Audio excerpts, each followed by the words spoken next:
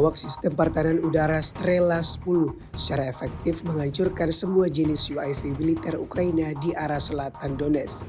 Rekamannya diunggah di akun Telegram @mod_Rusia pada Kamis 29 Agustus 2024. Penembakan tipe pesawat dari unit pertahanan udara kelompok pasukan Vostok dengan andal melindungi unit-unit yang terletak di garis depan dari serangan-serangan udara musuh sepanjang waktu.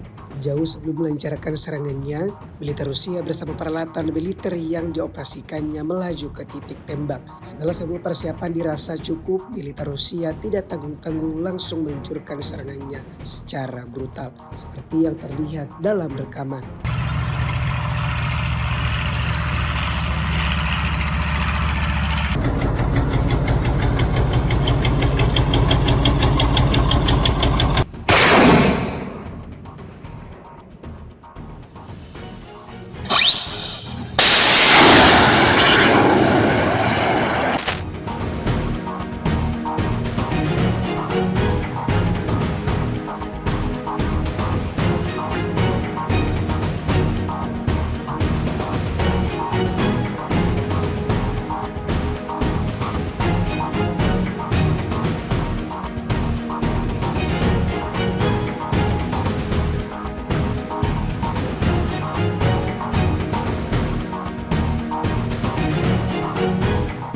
Download Tribun X sekarang, menghadirkan lokal menjadi Indonesia.